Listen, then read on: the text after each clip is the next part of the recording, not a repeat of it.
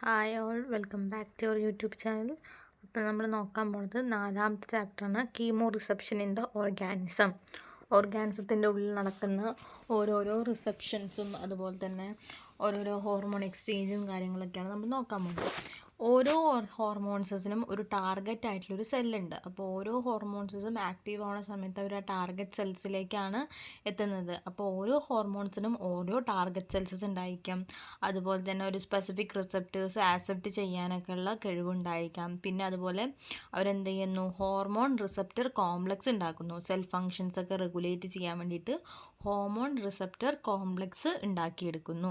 ഇത് നമ്മൾ ഫസ്റ്റ് നോക്കാൻ പോകുന്നത് പ്ലാന്റിൻ്റെ ഫൈറ്റോ ഹോർമോൺസിനെ പറ്റിയിട്ടാണ്. പ്ലാന്റ്സിൽ കാണുന്ന ഹോർമോൺസ്, മനുഷ്യന്മാരിൽ കാണുന്ന ഹോർമോൺസ് പഠിക്കാനുണ്ട്. അതുപോലെ തന്നെ നമ്മൾ പ്ലാന്റ്സിൽ കാണുന്ന ഹോർമോൺസാണ് ഫസ്റ്റ് നോക്കാൻ പോകുന്നത്. ഫസ്റ്റ് എന്താണ്? ഓക്സിൻസ്. ഓക്സിൻ എന്ന് പറഞ്ഞു കഴിഞ്ഞാൽ എന്താ? Increase the length of the സ്റ്റെമ്മിൻ്റെ ലെങ്ത് കൂട്ടാനും അതുപോലെ തന്നെ ലാറ്ററൽ ബഡ് ഗ്രോത്ത് ഇൻഹിബിറ്റ് ചെയ്യാനുമാണ് ഓക്സിൻ ഉപയോഗിക്കുന്നത്. അതുപോലെ തന്നെ ട്രോപ്പിക് മൂവ്മെൻറ്റ്സ് ഒക്കെ റെഗുലേറ്റ് ചെയ്യാനും അതുപോലെ തന്നെ ഫ്ലവറും ഫ്രൂട്ട്സിൻ്റെ ഒക്കെ ഗ്രോത്ത് സ്റ്റിമുലേറ്റ് ചെയ്യാനും ഫോർമേഷനൊക്കെ സ്റ്റിമുലേറ്റ് ചെയ്യാനൊക്കെയാണ് എന്താക്കുന്നത്. ഓക്സിൻ എന്ന് പറഞ്ഞു കഴിഞ്ഞാൽ അതിൻ്റെ സ്റ്റെമ്മിൻ്റെ വളർച്ചയ്ക്കും സ്റ്റെമ്മിൻ്റെ ലെങ്ത്തിൻ്റെ വളർച്ചയ്ക്കും അതുപോലെ തന്നെ ലാറ്ററൽ ബഡ് ഗ്രോത്ത് ഇൻഹിബിറ്റ് ചെയ്യാനും ട്രോപ്പിക് ആയിട്ടുള്ള മൂവ്മെൻറ്റ്സ് ഒക്കെ റെഗുലേറ്റ് ചെയ്യാനും പിന്നെ അതുപോലെ ഫ്ലവേഴ്സിൻ്റെയും ഫ്രൂട്ട്സിൻ്റെയും ഫോർമേഷനൊക്കെ സ്റ്റിമുലേറ്റ് ചെയ്യാനൊക്കെയാണ് ഓക്സിൻ ഉപയോഗിക്കുന്നത്. അപ്പോൾ ലെങ്ത്ത് കൂട്ടാനും അതുപോലെ തന്നെ ഫ്ലവേഴ്സും ഫ്രൂട്ട്സൊക്കെ പുതിയതായിട്ട് ഫോം ചെയ്യാനൊക്കെയാണ് നമ്മൾ ഓക്സിൻ ഉപയോഗിക്കുന്നത്. ഓക്സിൻ ആ പ്ലാന്റ്സിലുള്ളത്. ഗിബ്രലിൻ എന്ന് പറഞ്ഞു കഴിഞ്ഞാൽ സീഡ് ഡോർമൻസി ബ്രേക്ക് ചെയ്യുകയും stimulate the cell division and influence the growth of the fruit and seed പെട്ടെന്ന് വളരാൻ സീഡ് ഏജ് ആവാണ്ട് അത് ബ്രേക്ക് ചെയ്ത് അത് സെൽ ഡിവിഷനൊക്കെ സംഭവിച്ച് പെട്ടെന്ന് അതിന് ഫ്രൂട്ടും സീഡൊക്കെ ഗ്രോ ചെയ്യാനായിട്ട് സഹായിക്കുന്നതാണ് ഗിബ്രലിൻ എന്ന് പറഞ്ഞിട്ടുള്ള ഹോർമോൺ.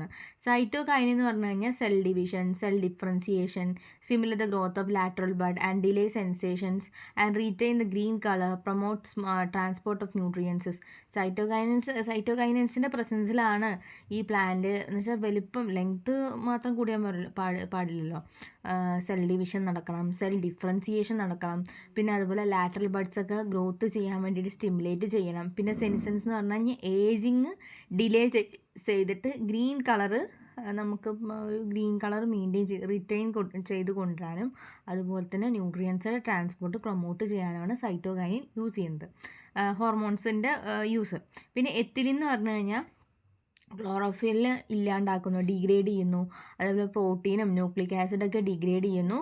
എന്നിട്ട് ലീവ്സും ഫ്ലവേഴ്സും ഒക്കെ ഫ്രൂട്ട്സൊക്കെ മറ്റേ ഏജ്ഡായി മാറുന്നു. എന്ന് വെച്ചാൽ ആ ഗ്രീൻ കളർ വിട്ടിട്ട് യെല്ലോയിങ് സംഭവിക്കുന്നു. ലീവ്സ് യെല്ലോ കളറാവുന്നു, ഫ്ലവേഴ്സ് എന്ന് പറഞ്ഞാൽ വാടുന്നു. ഫ്രൂട്ട്സ് എന്ന് പറഞ്ഞാൽ അതിൻ്റെ ഏജ് ആയിട്ടുള്ള സ്റ്റേജാണ് നമുക്ക് കഴിക്കാൻ പറ്റുക. അപ്പോൾ പഴുക്കുമ്പോഴാണ്, റൈപ്പൻ ചെയ്യുന്ന സമയത്താണല്ലോ നമുക്കത് കഴിക്കാൻ പറ്റുക. അപ്പോൾ എത്തിലിൻ്റെ മറ്റേ ക്ലോറോഫിലിൻ്റെ അതുപോലെ പ്രോട്ടീൻ്റെ ന്യൂക്ലിക് ആസിഡിൻ്റെയും അളവ് ഡിഗ്രേഡ് ചെയ്യുകയാണ് എത്തിലിൻ ചെയ്യുന്നത്. അബ്സസിക് ആസിഡ് എന്ന് പറഞ്ഞു കഴിഞ്ഞാൽ പ്ലാന്റ് പാർട്സിൻ്റെ ഗ്രോത്ത് ഇൻഹിബിറ്റ് ചെയ്യുകയും അതുപോലെ തന്നെ അവർ അൺഫേവറബിൾ ആയിട്ട് കണ്ടീഷനിൽ ഒത്തുപോകാനായിട്ട് സഹായിക്കുകയും പിന്നെ അതുപോലെ കൊഴിഞ്ഞു പോകാൻ എന്ന് വെച്ച് കഴിഞ്ഞാൽ മെച്ചുവേർഡ് ആയിട്ടുള്ള ലീവ്സും ഫ്രൂട്ട്സൊക്കെ അബ്സഷൻ നടക്കാൻ കൊഴിഞ്ഞു പോകാനൊക്കെ സഹായിക്കുന്നത് അബ്സസിക് ആസിഡാണ്. അപ്പോൾ ഈ അഞ്ച് ഹോർമോൺസും അതിൻ്റെ ഫങ്ഷൻസും സെപ്പറേറ്റ് പഠിക്കാനുണ്ട്. ഇനി ഓക്സിൻ ആൻഡ് പെൻഡിൻ ഗ്രോത്ത് എന്ന് പറഞ്ഞു കഴിഞ്ഞാൽ FW വെൻഡ് ഒരു ഐഡൻറ്റിഫൈ ചെയ്തിട്ടുണ്ട്. പെൻഡിൻ ഗ്രോത്ത് ഓഫ് സ്റ്റെമ്മിൻ്റെ ബേസിൽ എന്ന് വെച്ച് കഴിഞ്ഞാൽ സ്റ്റെമ്മിൻ്റെ ബേസിൽ ആളൊരു തിയറി അല്ലെങ്കിൽ ഒരു ഐഡൻറ്റിഫിക്കേഷൻ നടത്തിയിട്ടുണ്ട്. FW വെൻഡ് എന്താ നടത്തിയത്? ഒരു കെമിക്കൽ കോൾഡ് ഓക്സിൻ പ്രസൻ്റ് ആണ്, ഈ പ്ലാന്റ്സിൽ പ്രസൻ്റ് ആണ്. Auxin have the tendency to stay away from the light. Auxin എന്ന് പറഞ്ഞുള്ള ഹോർമോൺസിന് ഒരു ടെൻഡൻസി ഉണ്ട്, അത് എപ്പോഴും ലൈറ്റിൽ നിന്ന് എവേ ആയിട്ട് എന്ത് ചെയ്യും, നിൽക്കാനുള്ള ടെൻഡൻസി ഉണ്ട്.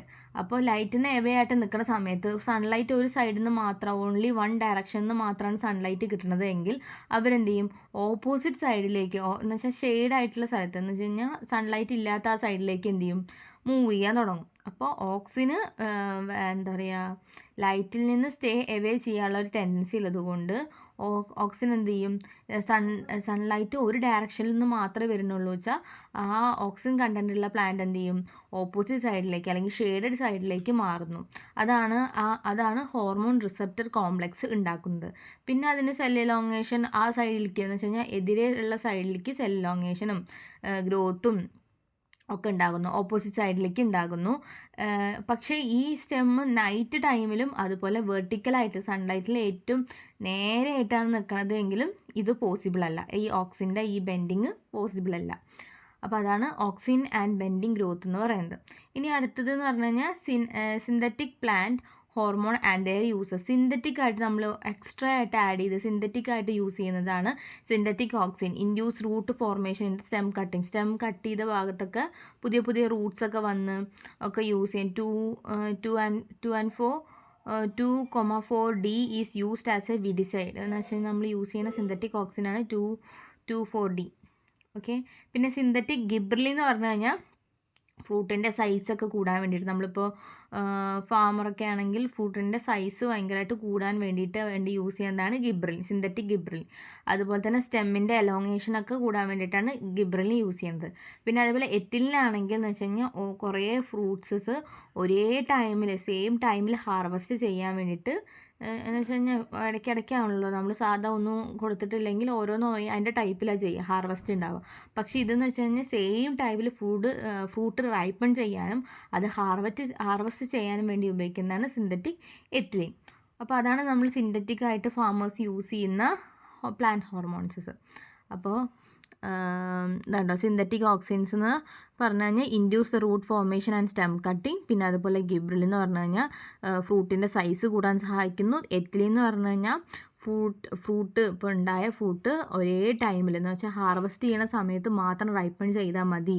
അപ്പോൾ എല്ലാം ഒരേ ടൈമിൽ, ഇപ്പോൾ നേരത്തെ റൈപ്പൺ ആയതിലും ഡിലേ ചെയ്യുക അല്ലെങ്കിൽ പെട്ടെന്ന് ലേറ്റായിട്ട് ഇതാക്കണത് പെട്ടെന്നാകുക, അതിനൊക്കെ വേണ്ടിയിട്ട്. ഇപ്പോൾ മാങ്ങ പെട്ടെന്ന് പഴുക്കണതാണെന്ന് വെച്ചാൽ അതിനെ ഡിലേ ചെയ്യുക. പക്ഷേ പതുക്കെ പഴുക്കണതെന്ന് വെച്ചാൽ ആ ടൈമിലേക്ക് ഹാർവെസ്റ്റ് ചെയ്യാനുള്ള ടൈമിലേക്ക് കൊണ്ടുവരികയാണ് ഇവർ ചെയ്യുന്ന പരിപാടി. അപ്പോൾ അത്രയേ ഉള്ളൂ. ബാക്കി ഞാൻ നെക്സ്റ്റ് പാർട്ട് വീഡിയോയിൽ പറയാം. Thank you and have A nice day.